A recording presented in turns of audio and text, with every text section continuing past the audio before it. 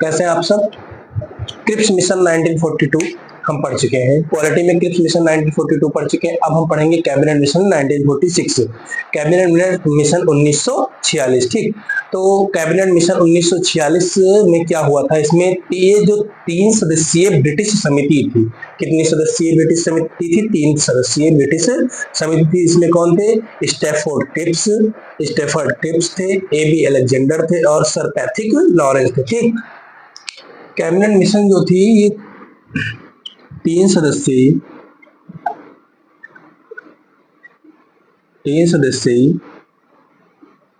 British समिति थी।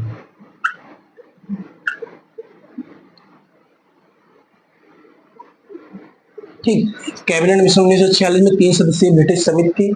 इसमें कौन कौन शामिल थे?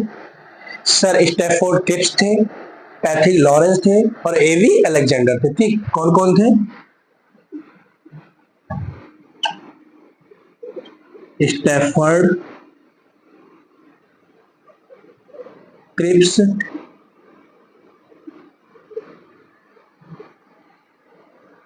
पैथिक लॉरेंस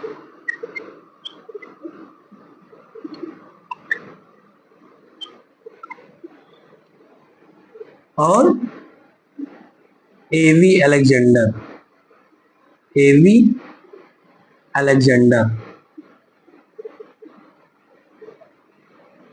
पैथिक लॉरेंस कौन थे? अध्यक्ष थे।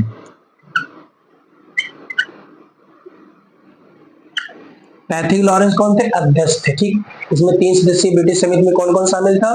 स्टैफोर्ड क्रिप्स थे, पैथिक लॉरेंस थे, एबी अलेक्जेंडर थे और जो पैथिक लॉरेंस थे ये कौन थे? अध्यक्ष थे। ठीक है, ये कौन थे? अध्यक्ष थे। अब इसमें हुआ क्या था? इसमें संविधान सभा जो थी, संविधान के निर्माण के, संविधान के गठन की जो बात कही गई थी उसकी रूपरेखा तैयार करने की बात कही गई, जिसमें 389 सदस्य होंगे। कितने सदस्य होंगे? 389 सदस्य होंगे और जिसमें से 389 सदस्य में जो निर्वाचन होता है तो आपको पता ही है, आप पढ़े होंगे कि 296 सदस्य निर्वाचित होते हैं और 93 सदस्य जो होते हैं वो मनोनीत किए जाते हैं देशी रियासतों से। ठीक, और ये 296 में से 292 ऐसे कई प्रांतों से थे और 4 कमिश्नरी प्रांतों से थे। ठीक, तो इसी में अखिल भारतीय की स्थापना का प्रावधान लाया गया। ये कैबिनेट मिशन 1946 में अखिल भारतीय सेवाओं की भी व्यवस्था की जाएगी, स्थापना की जाएगी। और इसमें क्या किया गया था? इसमें एक इंपॉर्टेंट काम ये भी किया गया था कि संविधान सभा की रूपरेखा तैयार की जाएगी। ठीक, तो इसमें अखिल भारतीय सेवाओं की स्थापना की गई। अब हम पढ़ेंगे, हमारा अगला चैप्टर आएगा संविधान सभा का निर्माण। हमारा अगला चैप्टर क्या होगा? संविधान सभा का निर्माण। संविधान का निर्माण, संविधान का निर्माण।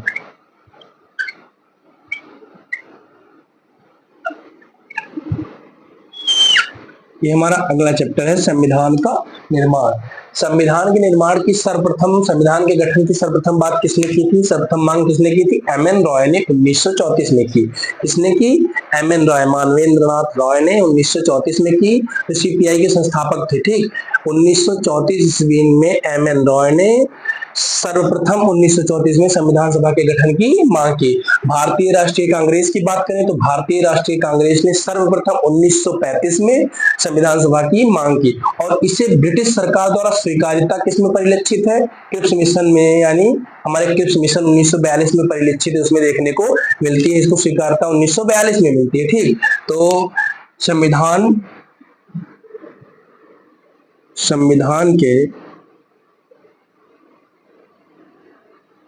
संविधान के गठन की पहली बार मांग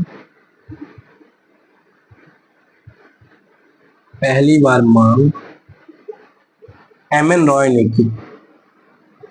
एम.एन. रॉय ने 1934 में की। सीपीआई के संस्थापक थे, सीपीआई के संस्थापक। ठीक, दूसरी बार 1935 में भारतीय राष्ट्रीय कांग्रेस ने इसकी मांग कब की? 1935 में भारतीय राष्ट्रीय कांग्रेस ने भारतीय राष्ट्रीय कांग्रेस ने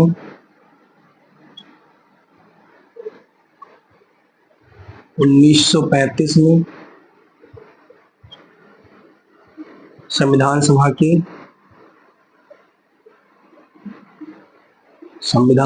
के गठन की मांग की। ठीक। ब्रिटिश सरकार ने स्वीकार्यता कब दी? 1942 में। ब्रिटिश सरकार के द्वारा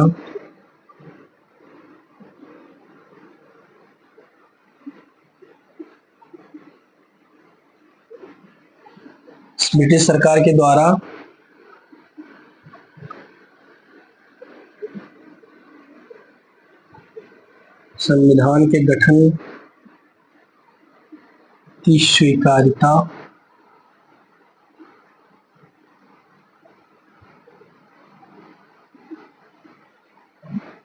1942 में क्रिप्स मिशन में परिलक्षित है।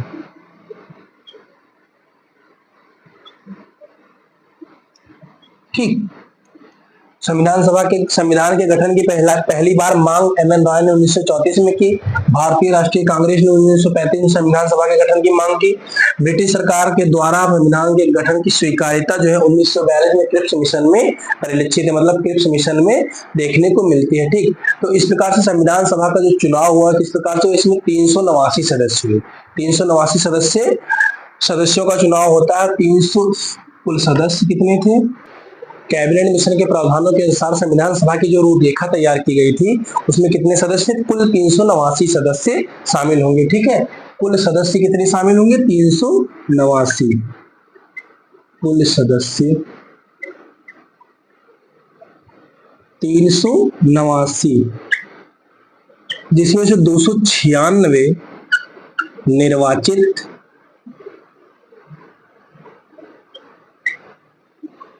और 93 नामित होंगे जो देशी रियासतों से आएंगे, जो देशी रियासतों से थे। ठीक। और 296 में 292 प्रांतों से थे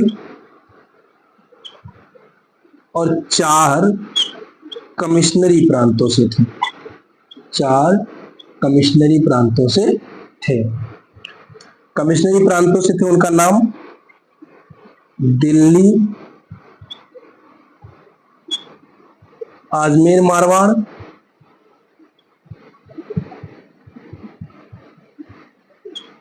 कूर्ग, ब्रिटिश बलूचिस्तान।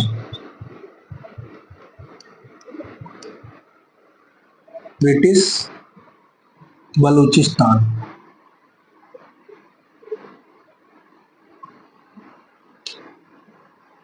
ब्रिटिश बलूचिस्तान और 11 ब्रिटिश प्रांत से, 11 ब्रिटिश प्रांतों से थे। ठीक।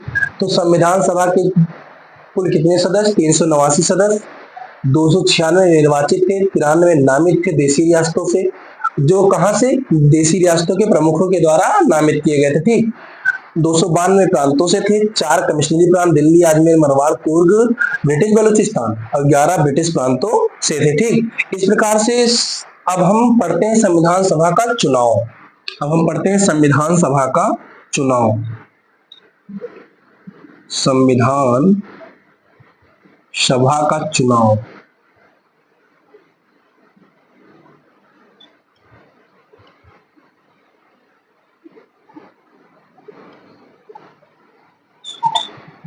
कैबिनेट मिशन के प्रावधानों के अनुसार संविधान सभा का चुनाव जो है अप्रत्यक्ष रूप से हुआ। कैसा हुआ?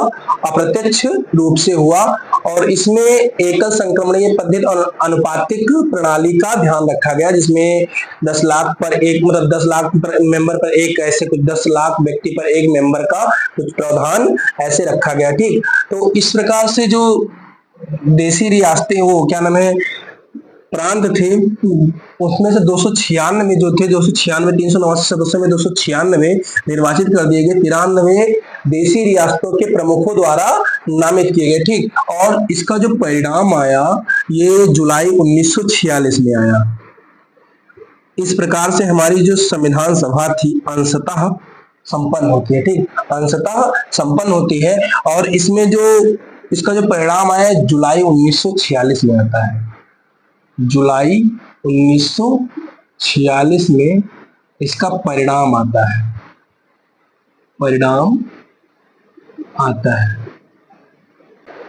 इस प्रकार से हमारी जो संविधान सभा का चुनाव था वो आंशिक रूप से निर्वाचित हो चुका था, और इसमें जो क्या नाम है, इसका जो परिणाम था ये कब आया था, जुलाई 1946 में आया। संविधान सभा के निर्माण में जो चुनाव का परिणाम जुलाई 1946 में परिणाम कांग्रेस को कितनी सीटें मिली, कितने, 208, मुस्लिम लीग 73, छोटी समितियां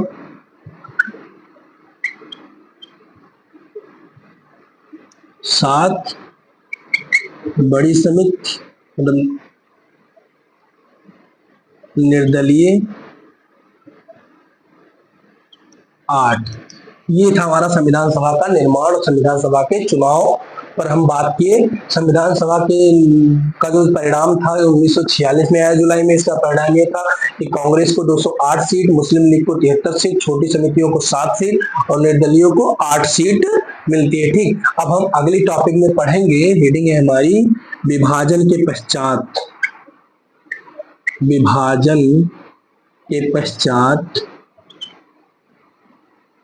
संविधान सभा का निर्माण, संविधान सभा का निर्माण। अब मिलते हैं अगली टॉपिक में, विभाजन के पश्चात संविधान सभा का निर्माण। ठीक।